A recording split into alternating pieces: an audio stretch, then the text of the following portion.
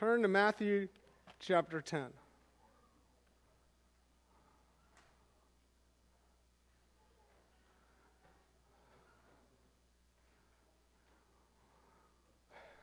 So as I'm reading through Matthew chapter 10, 24 through 42,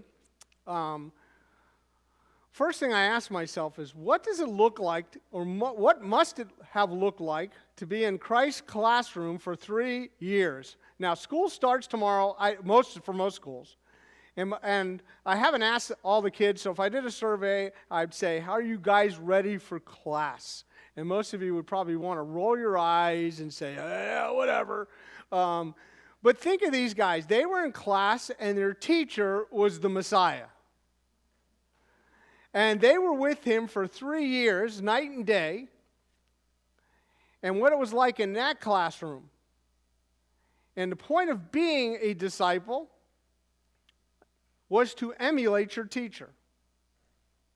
Not to mimic him, but to be like him. And wherever he went, you went. Whatever happened to him happened to you. And that's kind of a different situation than we have in classrooms today. Many of you may have teachers at some point. You say, I don't like him or her. I don't want to be like him or her. Can't wait till this year's over. Can I find a way out? And if you were in college, you would have done what I did, was just drop the class and find a different one. Because the teachers are out there and there's plenty of the same classes, just pick a different time. So college was different.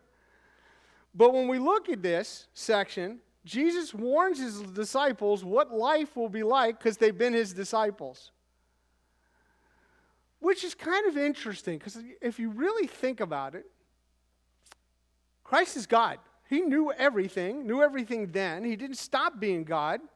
And he knew he was headed to the cross at some point, knowing he would die and suffer, and that might happen to his disciples. An imminent death was there for them because they followed him. They were associated with him. And if he was charged with such and such, they would be charged because they were accomplices. Kind of get what I'm saying? So when Christ is saying this, which is hard because most of us have read this passage many times or looked through different things, and when we look at it is, okay, this is what discipleship is like, and we call everything in the Christian church discipleship, and we say, okay, every one of these verses are to us, and we say this will happen to us, but as you read most of these things, they've never happened to anybody. At least not in this church, and not in most churches in America. Most churches in America are pretty safe so far. I got to be careful how I say everything, because I even said last year, if you remember, we're not going to stop church for COVID. So take that with a grain of salt. But when you look at these things, we got to look at what's the greater thing. And why I'm saying this, because last week I introduced 2 words that went with this section. There's a pattern that develops and it intensifies. So the pattern is there. And there's things throughout all the Word of God that's a pattern. These things have happened as a pattern. But there's things that are in this section that intensifies, and prayerfully none of us experience these at any point. So let's just read, before I go into some of the introduction stuff to this, let's read verse 24, I believe through 29 or 30, and see if we can get there, because my goal, I told Eric, 42, but it's not happening. That's exactly what I said, because we've got to deal with something which is fascinating. It says, a disciple, verse 24, is not above his teacher, nor slave above his master. It is enough for the disciple that he become as his teacher and a slave as his master. If they have called the head of the house Beelzebub, how much more the members of his household? Therefore, do not be afraid of them, for there is nothing covered that will not be revealed, and hidden that will not be known. What I tell you in the darkness, speak in the light, and what you hear whispered in your ear, proclaim upon the housetops. And do not fear those who kill the body, but are unable to kill the soul, but rather fear him who is able to destroy both the soul and body in hell. And are not 2 sparrows sold for a cent, and yet none of them will fall to the ground apart from your Father. But the very hairs of your head are all numbered.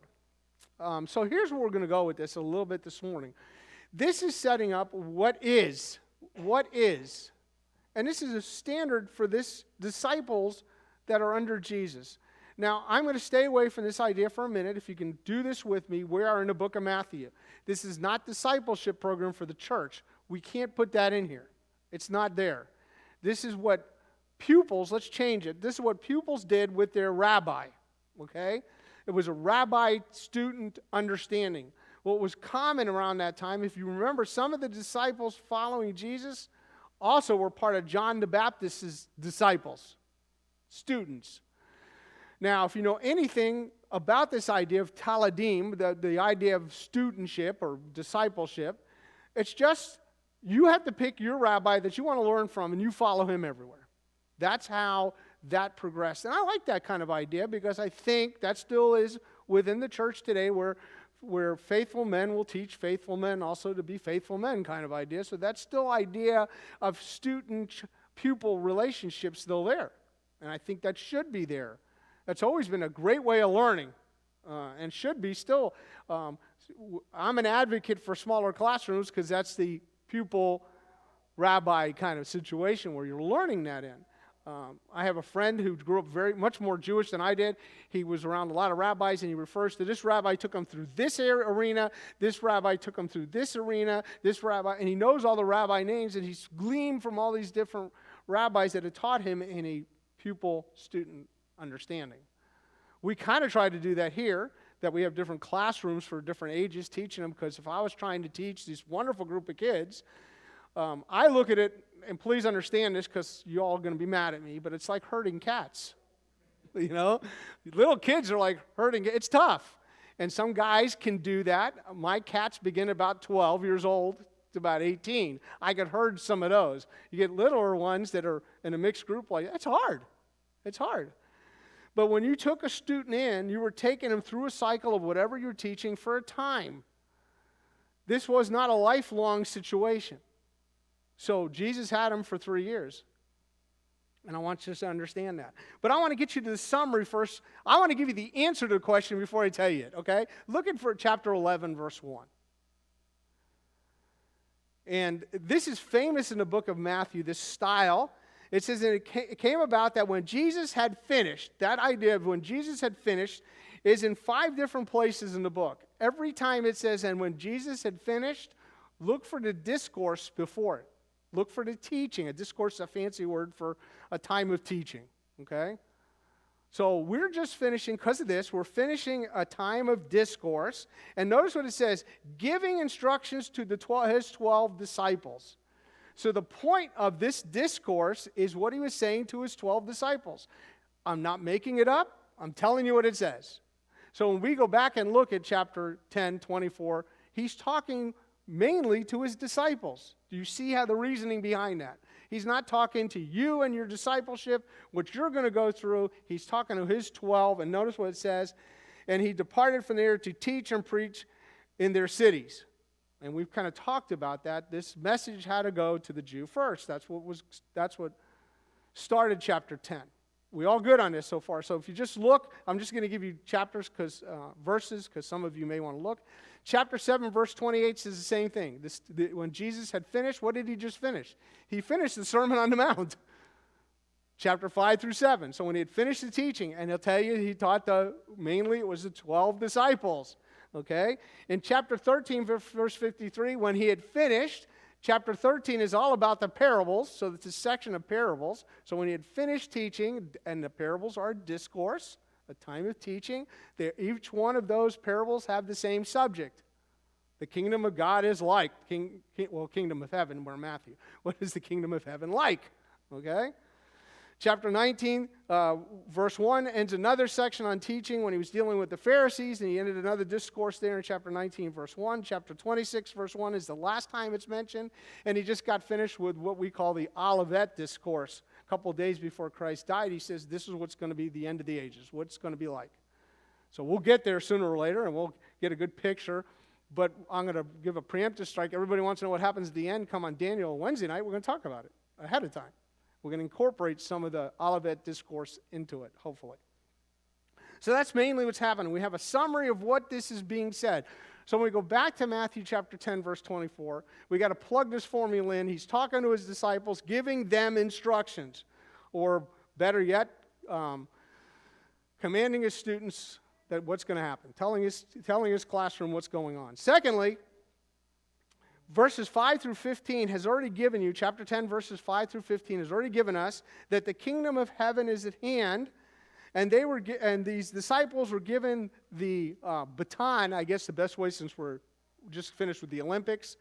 He's passing them the baton for them to go out. Jesus was one guy going out with his disciples following. Now he's handing the baton to 6 groups of these guys, because they'd go but 2 by 2. He's given out 6 batons to go out and not go anywhere but to the lost sheep of the house of Israel, proclaiming the kingdom is at hand. And what to do with that? And one of the things he did, he gave them power and authority to raise the dead. They were to bless the household if they accepted the message, or to judge the household if they rejected the message. And that builds us up as we get to the middle of Matthew, where the nation kind of stands in formal rejection of their king. And we see that formally rejected by him going to the cross. Okay? With me so far?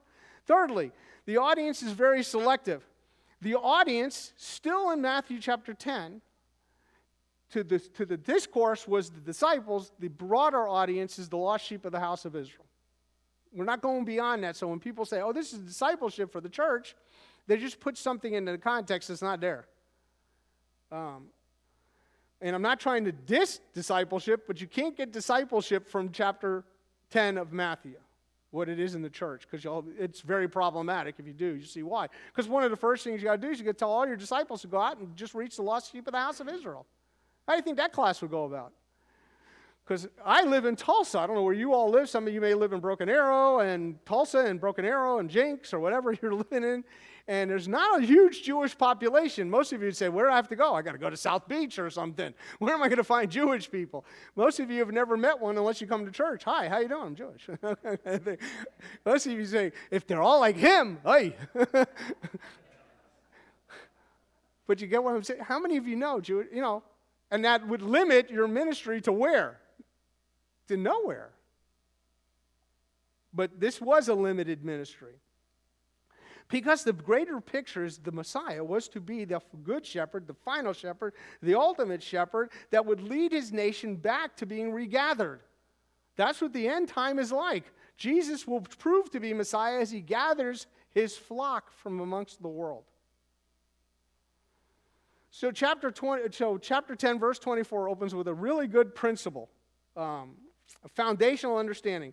If a disciple understands his teacher, he's not above him, he's got that student-teacher relationship, and it says the same thing about a slave. A slave is not above his master.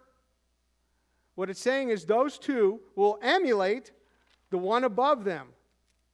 So when you talk about a disciple will become as his teacher. There's going to be a likeness there, an understanding. Jesus is spending 3 years with these guys. He's not teaching them pinochle. They're not becoming, canasta champs. They're not becoming great chess players. They're becoming attuned with the Word of God, knowing that He is their Messiah, why He came, and what He's there to fulfill. So He's filling them with that message so that they can go out and reach the world with the message that Jesus is the true Messiah. Fifthly, all these occur within the Messiah's timetable about what He was to do and what He was to teach. This is all on a... Listen, I don't know if you all realize something, but God is on a time clock. God has set a clock, and certain things have to occur within that time frame to answer what we call prophecy. So when Jesus came the first time, prophecies were answered. You know that, right? You know, when Jesus entered in that triumphal entry, that was on a clock. It was supposed to be a specific time and date. When Jesus went to the cross, specific time and date. We know when Jesus is coming again, the specific time and date. It'll be 7 years after the tribulation begins. It hasn't started yet. I was reading something for Daniel's study, and somebody said the 490 days of Daniel are already done. If that's true, where's the Messiah? Because that's the clock.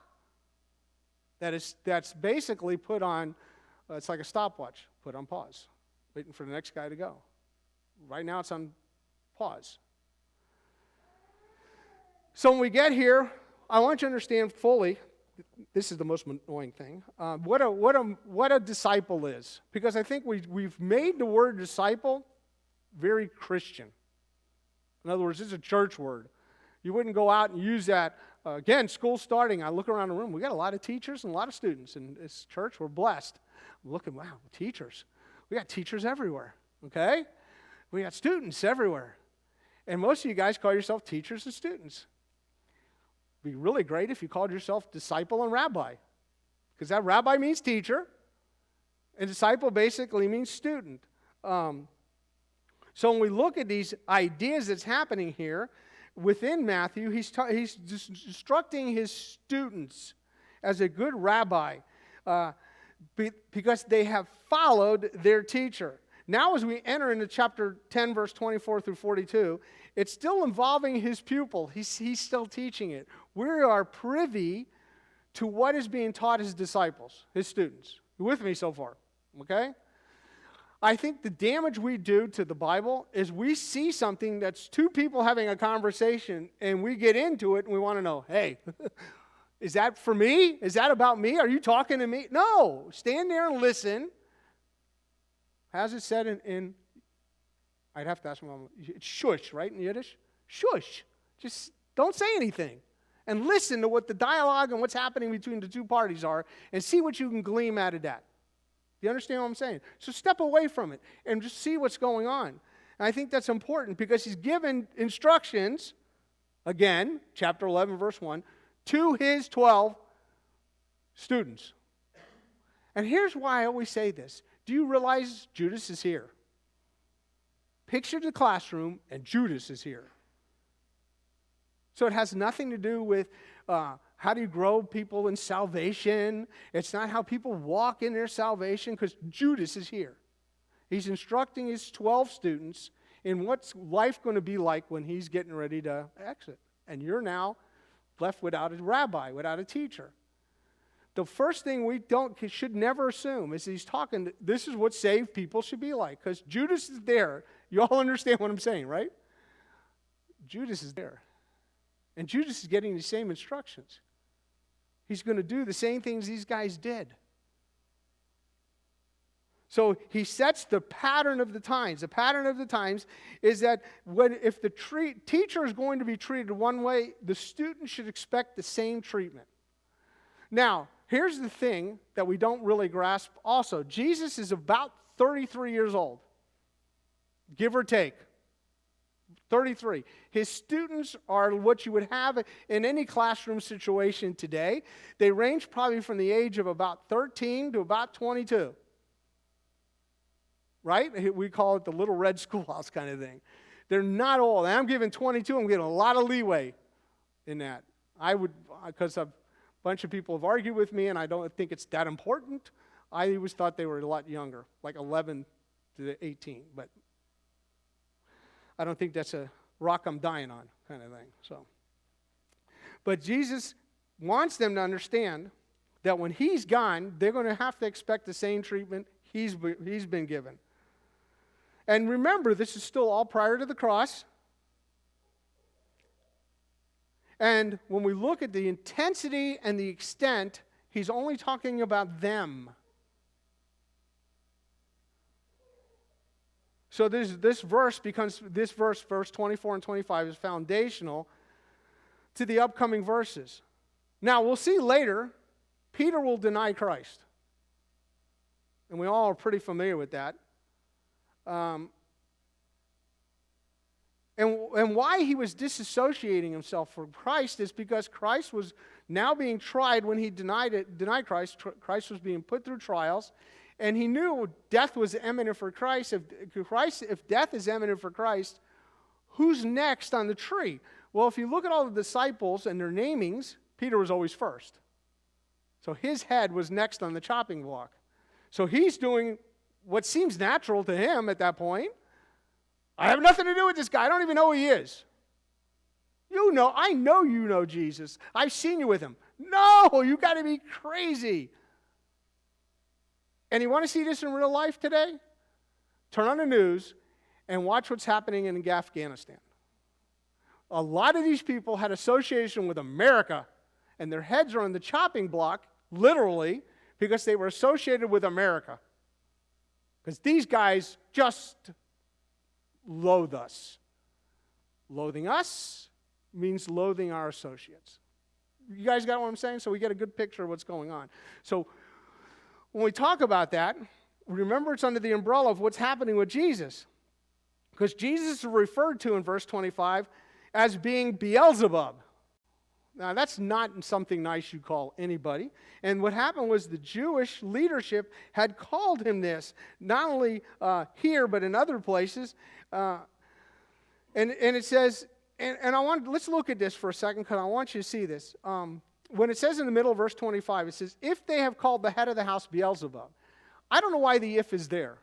I don't know why translators have an issue. If there is a first-class conditional sentence. First class doesn't mean if. It means since. There's no if about them calling Jesus Beelzebub. It's happened. Do you understand what I'm saying? So since they've called me this, they're going to dress you as the same.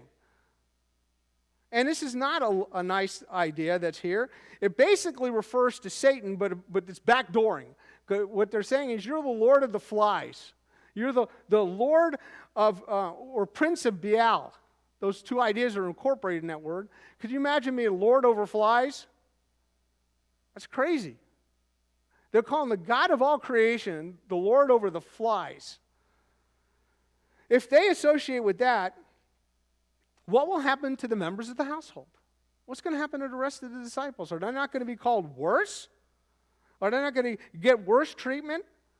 Which is fascinating, because they didn't believe Jesus was the Messiah, who had raised the dead, who had cast out demons, and in other places he says, can the demons cast out demons? Well, why would they do that? Well, why would Satan cast out his own demons? But the Pharisees concluded, listen, this is what happens. Girls that are in my class can understand some of this. This is what happens when the Pharisees suppress the truth. They can't handle the truth that Jesus is the Messiah. Therefore, he's not the Messiah. He's got to be something else. So they call him Beelzebub because they ignore the truth. And the truth that has not set them free. They've put that, taken this truth, suppressed it, and they came out with a totally illogical conclusion. If he's not who he claims to be, because he can't be, why? Because I said he can't be it. He must be this then. And it's totally illogical. But however, Jesus is telling them, this is what you've got to understand. And here's what it should read. Here's how verse 25 should read.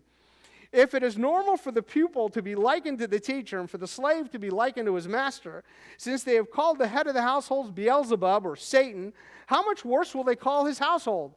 Since Jesus has cast out demons by the prince of demons, it's easy to answer, would not the same things happen to his emissaries? If Jesus is sending them out as emissaries, won't the same thing happen to them? So Jesus is going to depart from them through death. They're left alone, and what are they going to be called? Oh, you're beautiful because you're giving us the message of the gospel. We just love to hear that. No, they're satanic. We're not going to believe that. And we're going to try and persecute them and put them in prison and put them to death, quiet them the best we can. And the more they tried to be quieted in the book of Acts, the more voice and louder it became. Fascinating, right? So verse 26 says, therefore, do not fear them, for there is nothing covered that will not be revealed and hidden that will not be known. Now, let me kind of walk you through this. This is going to get a little technical, but I want you to see what's happening. There's a number of conclusions through this section. This is the first one. It says, therefore. So he's drawing your mind to a conclusion. This is going to happen when I leave. This is definitely, you're following me. This is going to, therefore what? Do not fear. Well, let me kind of give you what's happening, okay? And help you through this speech of this and what's going on, because later it'll say fear. Don't fear this, fear this. So there is a good fear and a bad fear, okay? First of all, it's an aorist, passive, deponent imperative. I just said a mouthful and I lost 90% of you, but back up for a second and let's listen. This is important. It's an aorist tense. That means it points to an event. An event. So anytime something like this happens in verse 25, don't fear. You with me so far? Because it's also a command. Don't allow fear to overcome you. Don't start being in fear. What's the worst thing that anybody can do to you? What's the worst thing anything can happen in 2021? You could die. What? Die. Don't call it death. Call it separation from the body and graduation day. That's the worst thing that can happen, right?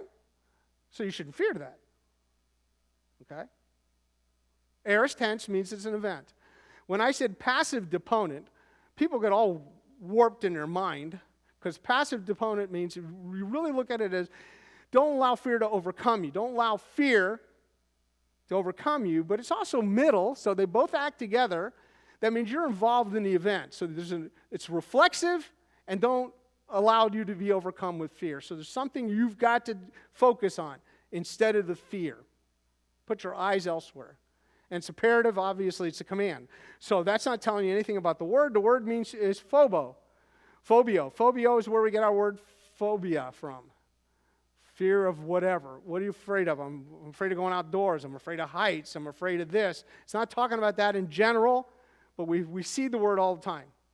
Okay? So phobia basically means to put to flight, to terrify, to be frightened. But I want you to understand, a negative is put with this. And when the negative is put with this, it's saying, don't begin to fear. Don't allow fear to take flight from them. Don't make that make you want to run from them. You stay. Nobody's going to do this. That's not our natural way of doing things. When we're under the guise of death and imminent death, we're basically saying what most people have said, feet, don't fail me now. I'm running. And he's saying every time this occurs to you disciples, don't do this. Don't let fear run today. And he's going to give them a fabulous place to focus. Hold your finger here and go to Hebrews 13. Hebrews chapter 13.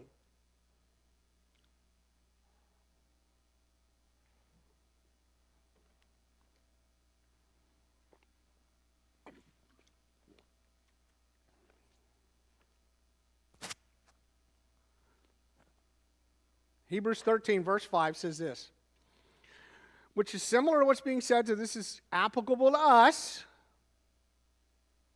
Let your character be free from the love of money, being content with what you have, for he himself has said, that means Jesus has said, I will never desert you, nor will I ever forsake you.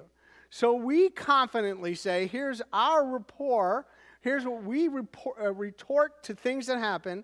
The Lord is my helper. I will not be afraid what man do to me, what men do to me. I won't fear what they do to me, because why? What's replaced the fear? Understanding the Lord is my helper.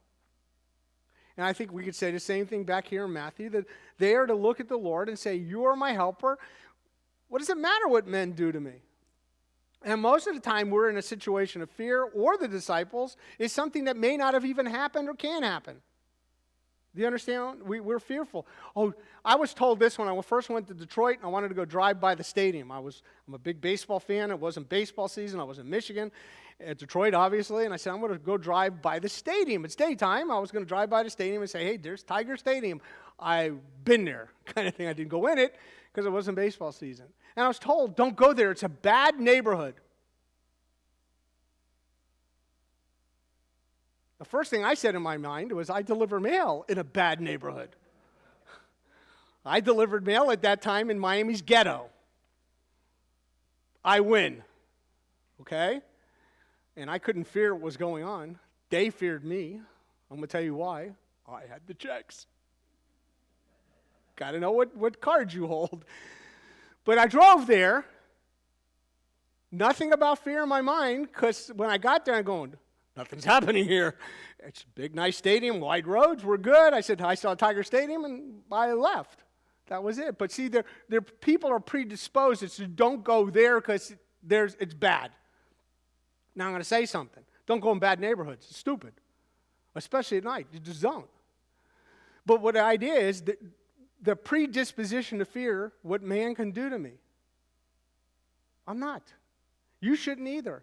But here's what the disciples were. They were in an arena where this was a realism. Rome put people to death that were part of any illicit religion. They put people to death. They didn't keep people in, and we said this the first hour, they didn't keep people in jails. They didn't have that issue. They didn't have to make sure they got 3 meals, cable TV, and a time to play. They didn't have that. It was either a time to die or a time to carry out a short sentence and you were released. Paul was a prisoner. Short time. Paul didn't spend like the rest of his 40 years in prison behind 2 guards. No, it was a short time and then he was released. Because why? Because Jesus wants them, and he gives a very clear reason. Jesus wants them in verse 26 to focus on what he and God the Father will do. Because God reveals. You see, when we look at this, we have to grasp this. Here's what's going to happen. They're fearful of what they don't see, and it says in verse 26, for there is nothing covered that will not be revealed. See, I'll make it seen. I'll unveil it to you. And secondly, the hidden will not be, hidden that will not be made known. Those things that are fearful of, you'll see them. You'll know exactly what's going on. I'll make that arena very clear for you. The idea of those things that are concealed and those things that will be revealed, those things that are disclosed. It's interesting as we look through what's going on here, the flow of the language that's happening. So Jesus wants them to focus on what's eternal, not what's temporal. That's an interesting way. Here's an application for us. Do you live life in light of what's happening now or in light of the eternal?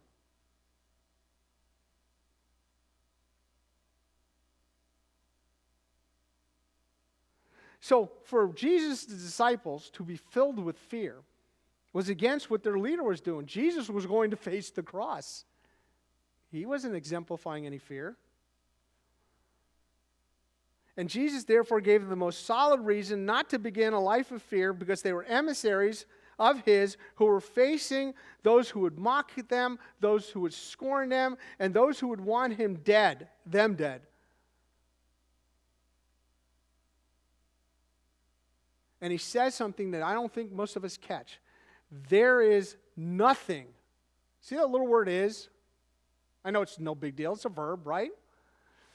In Greek, that's called a status quo verb. And Jesus is saying, know what the status quo is? For this reason, I want you to know. The status quo is nothing is covered and nothing is hidden. That's the status quo. Most of us can't say that. There's a lot of things we don't grasp. But to the disciples, not a thing would be hidden. Not a thing would be concealed. So therefore, when we get to the end of this and we grasp this, Christ is going to make things known to them that they need to know for the situation. So therefore, the translation should say this: therefore, do not begin to be afraid of them. For this reason, not a thing in the future that having been hidden will not be disclosed, unveiled, and secret things will not in the future be made aware of. That means these things will be made aware of. You're going to know these things when you need to know them. There is nothing Jesus, who is God, cannot reveal, whether hidden or secret. In other words, whenever the world tries to keep the gospel silent or hidden, even putting to death its messengers, it'll still be told. Now, I'm going to say something ahead of time. I've tried this. Jesus has 12 disciples. Judas, we could forget Judas, right? So he has 11. And the 11 that are left, I know very little about. We in general know very little except about Peter and John, Matthew, because Matthew wrote a book, okay? We know very little of his disciples. We don't know what happened to most of his disciples. But we do know this. There was a time that they were bold. There was a time that they would have the Lord continue as their refuge, and we do know that they all died some kind of martyr's death. But we don't know where they went. We don't know what they did. We don't know from those, the 11, how much fear controlled them. But we also don't know is if they maintained an eternal perspective. But we do know about those that the Lord wanted us to know about, they maintained an eternal perspective. I've read the book of 1 Peter. I can't believe a fisherman wrote that book. Because I came in, I know fishermen. I know guys that have done that professionally. And I was like, okay, they're fishermen. Get what I'm saying? And Peter writes this magnificent book. And what Jesus is basically saying here in verse 26 is, I hold the future and I know the future. Don't be wrapped up in the now. Don't be wrapped up in the now. Just do what you have to do. And expect these things to happen. He says, verse 27, when I tell you in the darkness, speak in the light, and what you hear whispered in your ear, proclaim on the housetops. Now, obviously some of these things are what they are. They're idiomatic. But what basically he's saying, there's more details. You've got to make public these details. Now, I don't know about any of you, but I've never been on my housetop here proclaiming anything. It's not made for that venue. In South Florida, Shane and I used to watch once in a while the air shows because they came right over my house, the military air shows, and we'd sit up on the rooftop. We weren't proclaiming anything. It said, don't move because we may roll off, but because it's kind of steep where we're hanging out. But we'd watch the air shows because we had a good view from there and didn't have to go into the base and deal with chaos in the base. And, it's kind of really neat to see the squadrons flying over your house. But when it talks about rooftop, basically saying this is a place to proclaim publicly and announce loudly so that all can hear. To make this statement, what they were going to do was make what happened public knowledge. See, right now the kingdom is at hand. Later, the at hand will be taken off. They'll just talk about the kingdom. When Peter preaches his first message in Acts chapter 2, second message in Acts chapter 3, he's talking to the men of Israel. He's proclaiming loudly and heralding it to masses of people. He's not on a soapbox per se, but he's on a soapbox. Okay? He's highly public, highly visible, but that puts you in harm's way and you're a target. Remember, if we go out to Woodland Mall and get out there and start handing out tracts and telling people about the Lord or whatever you're going to do, you're not in harm's way. There's nobody in the mall hunting you down. I got to be careful with that. Crazy people are out there. There's nobody, you're not putting up as a target, but in this time period, they were a target. Do you understand? Not only were they a target by the Romans, they were also a target by those of the Jewish faith who didn't want this being spread, who was opposed to this message. And it's very dangerous times. Verse 28 says, and do not fear. He says it again. And do not fear. Same aorist, passive, deponent, imperative verb. Those who kill the body. Now, I try to think of this, and I try to put myself in most people's shoes, and I think most people are afraid of dying. I really do. I don't think most people are afraid of death that are believers. I'm looking around the room. I say most of you aren't afraid of death. Absent from the body, present with the Lord. We all know those verses. Mark, when he passed away, said, "Mourn not, don't mourn.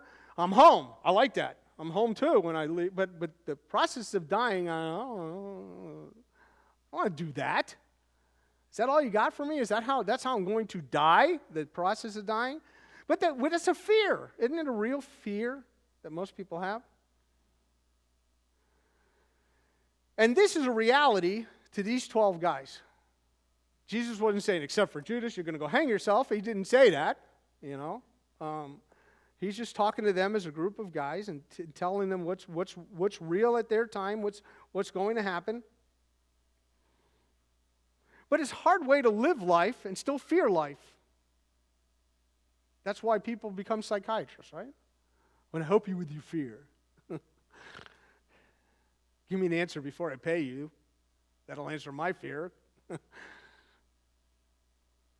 But look at this verse. It says, do not fear, verse 28, do not fear those who kill the body, but are unable to kill the soul. Why? Because see, here's what man can do to you. He can kill you. He can kill you. Now, I'm going to say something, and probably Kai will get mad at me afterwards. Kai is a weapon. I don't know if you all know anything about Kai. He's a weapon. But that doesn't protect him from dying. And he's proficient at all these different things. I don't even talk to Kai unless we're like 10 feet apart. I'm afraid I just may die with a stare kind of thing. He's my superhero kind of thing. He's good with a gun. He's good with his hands. He's got all these black belts. I got a black belt too, but it's only holding my pants up. But he's got real black belt. He is a weapon. He's a weapon. But the always things that come to my mind when these guys are like this, it's that scene out of Indiana Jones, and remember the day where the guy's going, and he just takes out his gun and shoots the guy. Boom, we're done. The conversation's over. And I want you to understand, all that can be done is you die physically. That's it. Nobody can kill your soul. Can't do that. And you shouldn't fear that. But notice what it says here. Now gives you a different say, but you should be in fear of somebody else. There should be an awe and a respect for God. I want to say something.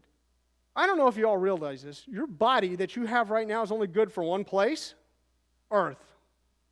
That's it. That's it. You can't take this and go to heaven with this. It won't work. This mortality has to put on immortality to go anywhere. So the fear is someone who could take the soul life, not the physical life. And think about that. Most of these guys, and I would say all except Judas, died some kind of martyr's death. And no one could kill their soul. So the proper fear, and he's being very emphatic here with this, you should fear, you should be afraid of the one who has the ability to put to death the soul and send it to hell. I mean as clear as I can. It's in my version it says in hell, but basically take the soul and now I can take you. The moment you die, you're a believer today, the moment you die, your body is separated. The death is the body. The sarcophagus of you, the material part, goes into the grave, or your family may take it and have it cremated or whatever. A beautiful situation yesterday where somebody was putting their father's ashes on the baseball field. At the moment I cried. I said, that's beautiful. That's beautiful. But that's the body. But think about this for a minute. Who has the ability to send you to heaven or to hell? God. God's the only one that could do that. And when we talk about, and it's not annihilation, but elimination. You're eliminated from going to heaven. I'm going to send you to hell. And it's interesting, if we get deeper into the doctrine of hell, hell was only created for Satan and his angels. That's it. So everybody else is not a guest, not a resident. They were sent there because they weren't supposed to be there. And that place is eternal destruction.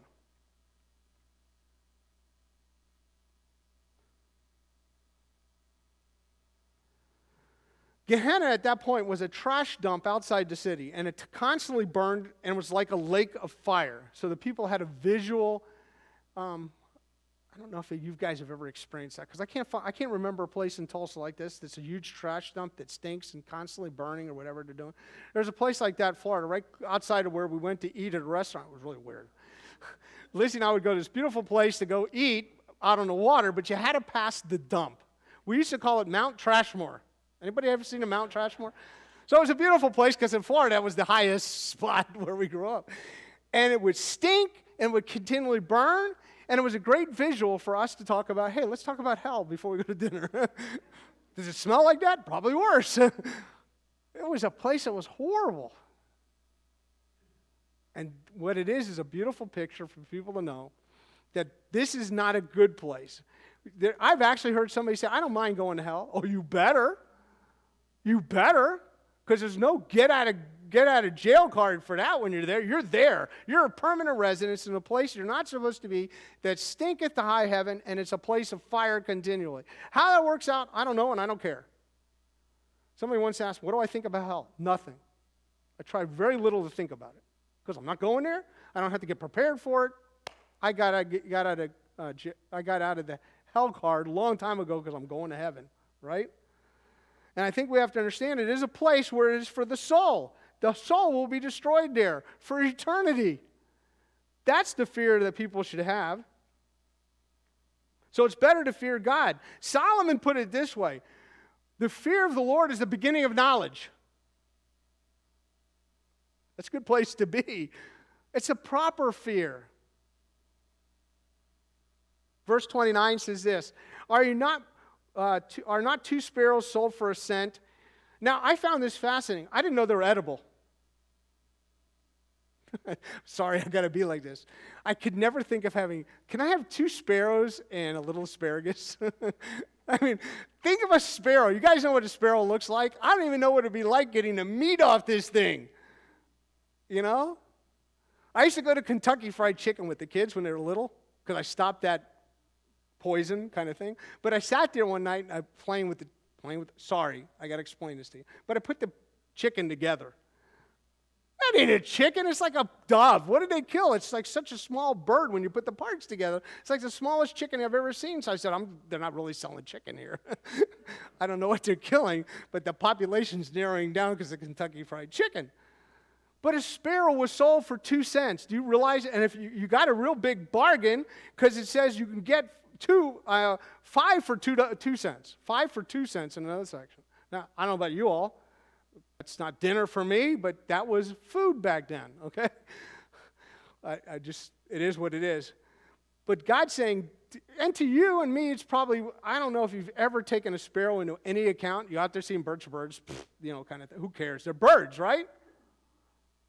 And a sparrow is on the low part of the chain of birds, Just think about it. The only birds most of you care about is Thanksgiving. 26-pound bird, all it wants is a turkey. That's big, that's. So they're no account. I don't think any of you spent more than a millisecond. This is probably the only time you've ever sparrow. What's a sparrow? About a sparrow. And God's saying to you, they're worthless, but me, I account for everything. Know what I find out fascinating about birds when you're traveling in this beautiful nation? Birds flock with thousands of them together. And I always think it's so cool. They know where the other one is as they're going shoo, shoo, shoo, shoo. They have a GPS system that beats none. I don't think any of our jets can do any of that thing that these birds can. Sparrows can motor. God knows everything that's happening to them.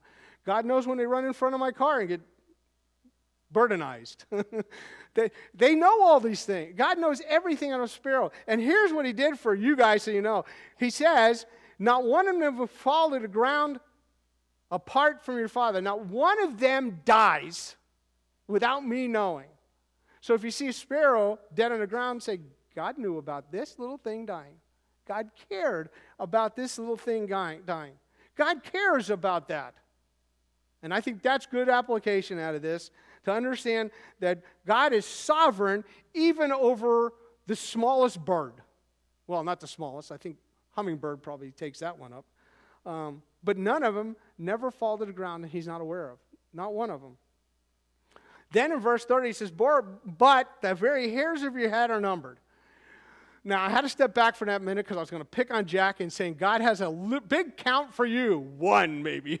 Jack's got Bobby. Let's see. A few of you don't have a lot of counting God's got to do.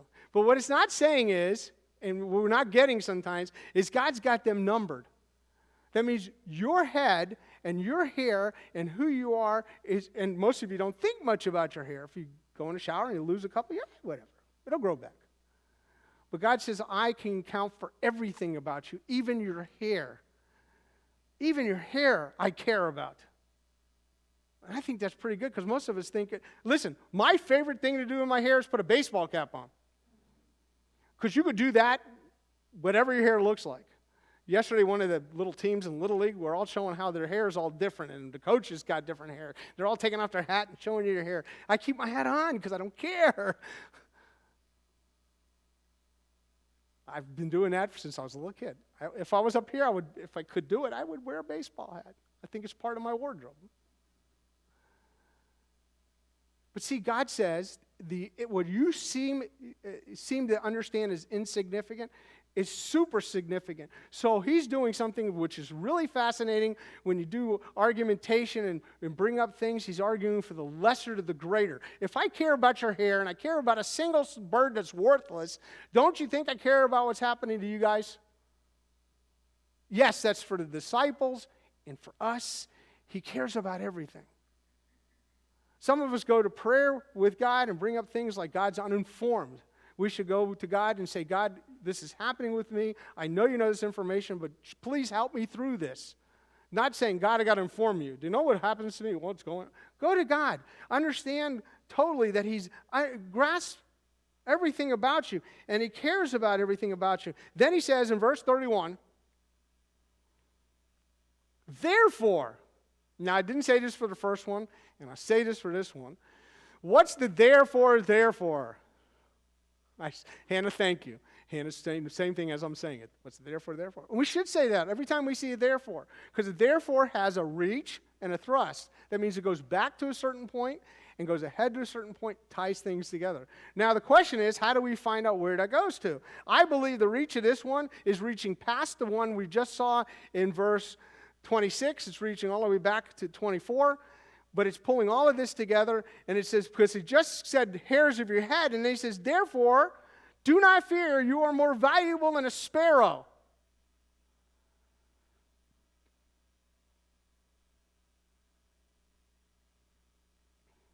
So what's the conclusion we should come to? What should they have come to first, and what do we come to?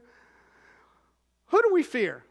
Put up a list of things that we fear. Who did these guys fear? First of all, these guys should have been fear of some point of the government, of other men, and we'll see later their family. Who do we fear? Our list may be almost the same.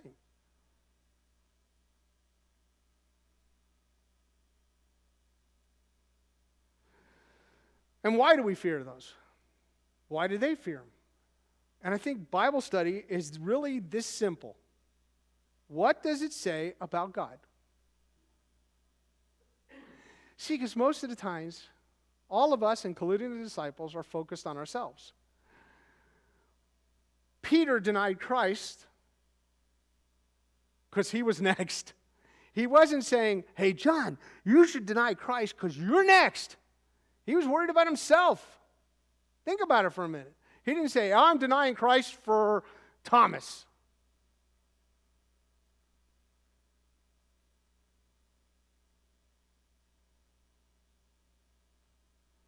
So, I'm going to make some applications that I don't usually make. Ready for this?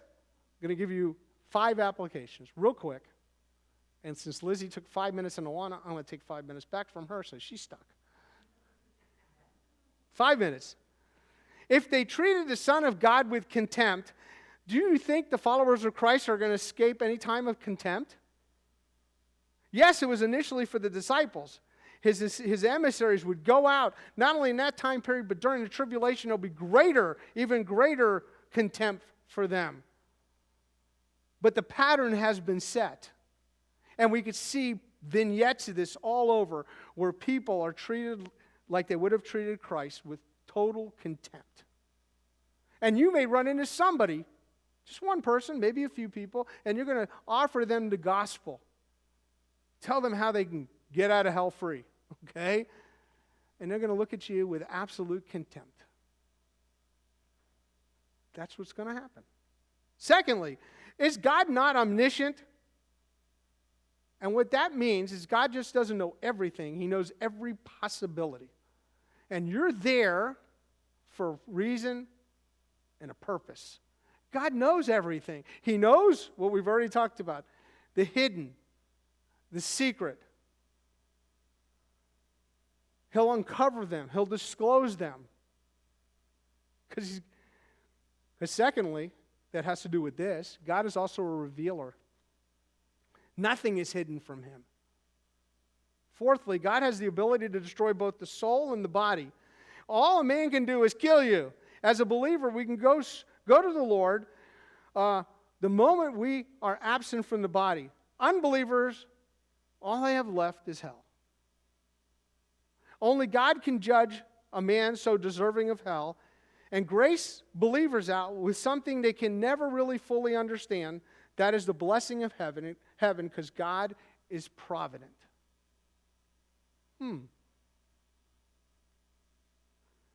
So once again, as we close this, I want you to see, hear this idea. God cares for all.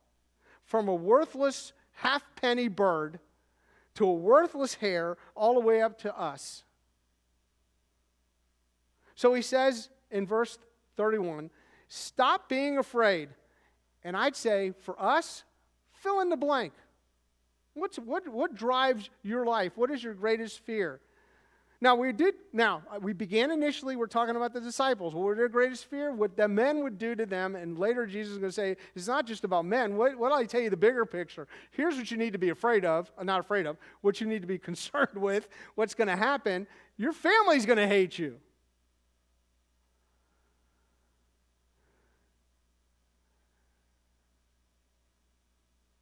So we go back to verse 26 in our minds and say, don't begin with fear. Don't let fear run and rule you. Don't be fearing what man can do. Stop that action. Only fear God.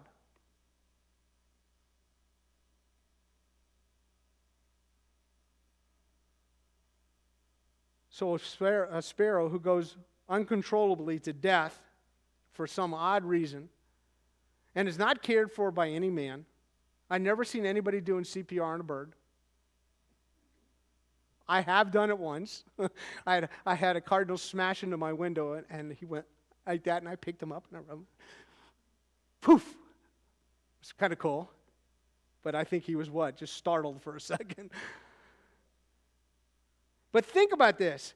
That uncaring moment by all of us doesn't go unnoticed by God. Aren't we so much more blessed knowing God cares for us at every moment of the day and every time of the day? And that was the aim of the disciples, for them to understand his care and concern for them even when he would leave. See, most teachers leave, and there's no caring for their disciples anymore. There's nothing they can do. But Jesus is not that kind of rabbi. So next week we'll pick up with verse 32 through 42 prayerfully. We'll get that far. Because it's a confusion confession, and I don't want to spend time in these two verses and confuse you all at the end. I want you to go out and have a lovely lunch and a beautiful day. So let's all stand and we'll close in prayer. Father, we thank you for this morning.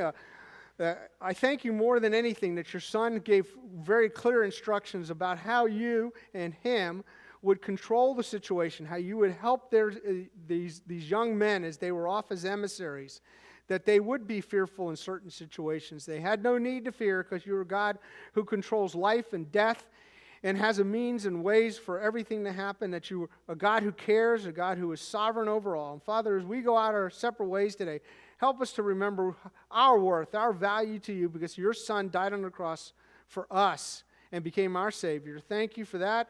And Father, as we go our separate ways, help us to constantly be in the Word and people of the Word. In Jesus' name, amen. Grace and peace.